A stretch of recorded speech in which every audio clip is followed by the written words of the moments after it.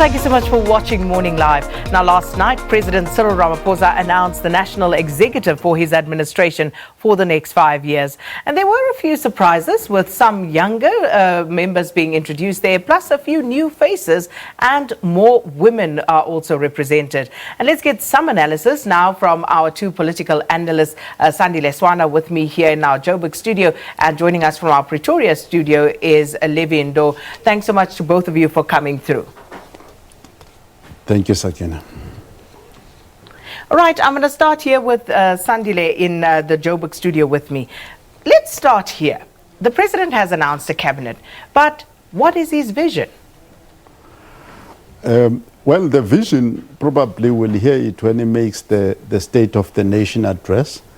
Thabo Mbeki made the point, for instance, that for the longest time now, since at least 2012, we've not had a detailed economic plan.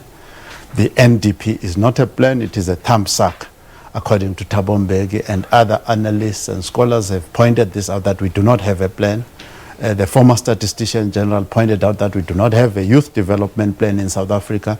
So I actually sent a message over the weekend to Zizi Kodwa to send me a document that details what this new dawn is, what are the details of it.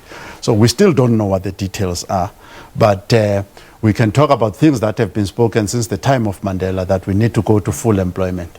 Job creation seems to be the thing that is on the table, but how do you go about it is the question. That question still remains. And speaking of that question, Levy Ndou, you would think that the cabinet would be appointed with that vision in mind, so that you have the best people to bring it to fruition. Do you get a sense that that was the process, or at least the thinking behind this? Good morning, Sakina. Good morning to Sandile. Indeed, the expectation would be that the people that are appointed by the president are the same people who should share the vision that the president has. But there is not much to expect, because we know what the ANC has been promising the people during the campaigns. And for me, the main issue is that government should create a conducive environment for job creation. They need to ensure that they fight against crime and corruption, and they actually ensure that inequality, poverty, and all the other issues that are mainly affecting the people are actually dealt with. And when you appoint ministers, you actually have to focus on people that must ensure that the vision of the president, rather, and that of ensuring that the nation becomes successful is actually being realized. So, looking at the appointments that the president did make last night, firstly, give me your reaction to the appointments. There are appointments that I think are promising. The return of Lindiwe Sisulu, for instance, to human settlements. She has been there before, and I trained councillors on that. She was doing a good job there before. And there's a need to actually get that jacked up, because there's a lot of failures there. In the area of state-owned enterprises, which would include Transnet, PRASA, Eskom, in that specific area we now have Pravin Gordhan, and there is wastage there of money. At least 15% of their procurement budget is wasted. There is corruption there, which is self-evident in the Zondo Commission. So we want to see whether Phumulo Masualle and Gordhan can do anything. In education, higher education specifically, the Deputy Minister, Butima Namela, seems to hold a lot of promise. Blade has been there in higher education. It seems to be a portfolio that is wanted for the longest time.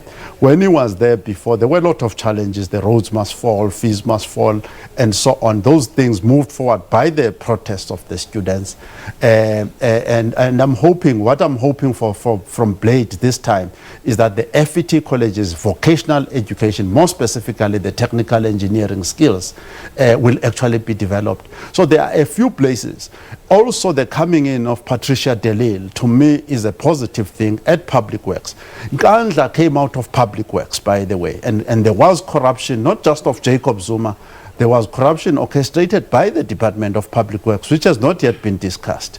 I think that the coming of Patricia de Lille, who is not in one of the factions of the ANC, to oversee that department is an excellent move. So there are a few. Naledi Pandor is one.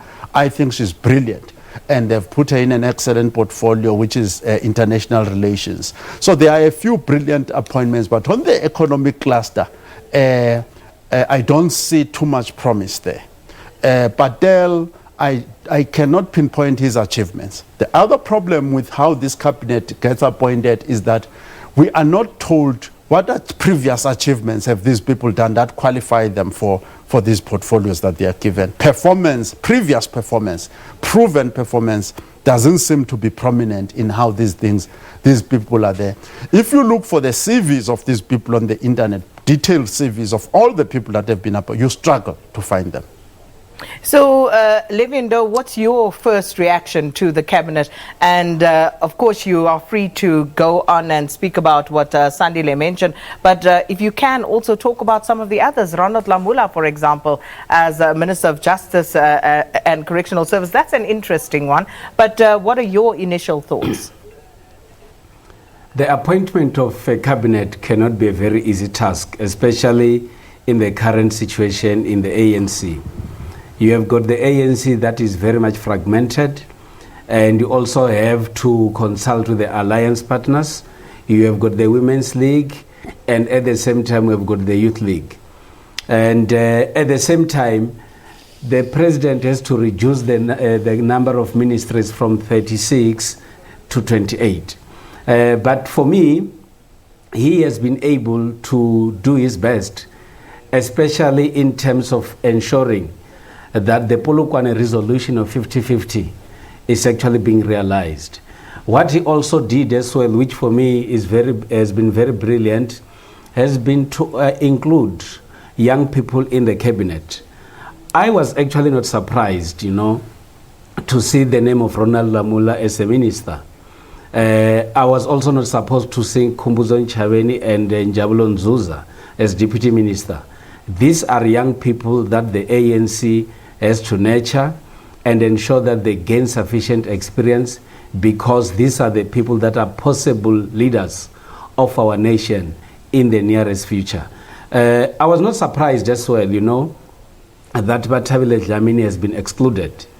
We all know that South Africa is dominated by women, but if you look at the track record of Bathabile Dlamini, most people will agree with me that the president has actually made the right decision in not appointing Bathabile Dlamini. But in her replacement, the Women's League should celebrate that what they actually fought for has actually been achieved, because more prominent women in the Women's League have actually been accommodated in the cabinet of President Ramaphosa. Let's talk about state security, Minister Ayanda Dlodlo. Now, this not only sensitive, but a very important portfolio. And of course, there are reports out here, one of the recommendations of which was we need to look at the name of this particular ministry and maybe move more towards intelligence than state security, as it were. What's your take on that? As things stand, I think Ayanda Dlodlo, any person who's in that ministry, including the president, is trying to retrieve that ministry from chaos. There's financial chaos, and the job of security itself has been totally compromised as we speak today. Because of factionalism, people were using that ministry, including people like David Mahlobo and others, were using that ministry to pursue other factional battles within the ANC. So we're re-establishing that. And yes, indeed, in other nations, it is called intelligence, and we've used that terminology before. But right now, just basic administration, professionalism. And professionalism means that you don't deal with people according to preference, factions, and things like that. You secure the nation. And at this stage, Ayanda Dlodlo has got that task. And that is where I will end my comment on that one. That it's a very sensitive one. Mahlobo is still there, in the cabinet somewhere. So it shows you again what Levy is saying there, that this is a compromised cabinet. Cyril Ramaphosa is known from since the 1990s that his job is to bring compromise, a sufficient consensus. Those are the words that go with Cyril Ramaphosa. It's not an iron fist that just says scatter everything that is there and start with a clean slate. We're not starting with a clean slate. But in security, we're totally compromised. Is that a good or a bad thing that he is so conciliatory in his approach? The iron fist method has not worked in South Africa. Cope is part of the iron fist. In fact, since the termination of Thabo Mbeki, in fact, since independence, since the 1994 democratic era, they fired Olomisa, UDM. Olomisa was one of the most popular leaders, and Olomisa was fighting corruption in the ANC, and they fired him exactly for that. And UDM was born out of that. They fired Mbeki, Cope was born out of that. They fired Malema, EFF was born out of that. So Cyril Ramaphosa can thank God, he can be very thankful that he comes in at this stage with all the experience and the mistakes that have been made. You cannot run the ANC with an iron fist. It's not possible. Levy, let's also just reflect on some of the last-minute horse trading that was going on behind the scenes that led to the delay of the announcement. And, of course, Sandile Swana touches on the question of David Mahlobo and the fact that he still remains there and the compromise that seems to have been struck here. What are your thoughts on just how far-reaching those compromises had to be? I agree fully with Sandile. The president has to make some compromises because he must not be seen to be for or against any faction within the ANC. And in order to bring all the people together, he had to ensure that he moves very swiftly and ensure that all those that are the major role players in the different factions are actually brought together. He is not too much worried about what someone has done before or the personality of a person in relation to factions. What he's trying to do is to come up with a cabinet that will be seen to be united, but which is also comprised of people that could be able to deliver. I'm also aware that the president is also looking at the developments in the Zondo Commission. And that for me is not supposed to worry him much, because the people that are appearing or whose names are mentioned in the Zondo Commission would actually be wiped out by the system themselves.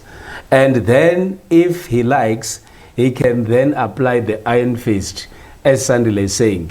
But the possibility of the iron fist in South Africa does not necessarily work, because in our own nature, we are very much reconciliatory and we engage each other in order to get to a solution.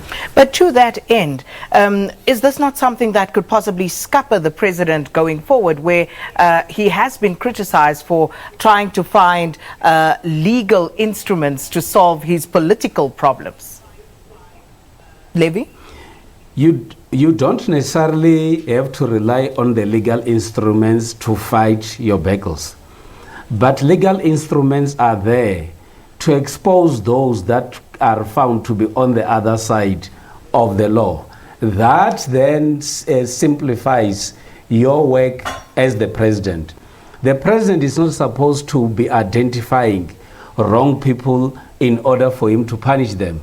He must not interfere in the legal processes, but those that are found to be on the other side of the legal processes must actually be cleansed by the system without necessarily the president interfering. Remember, there has been a talk in the past that some politicians are using state entities in order to fight their political battles. That is one area that I don't expect President Ramaphosa to venture into, because that will not be safe for him to do so. But those that do wrong things must actually face the law, and then the president must act based on the actions that they've committed. Your take on that last point?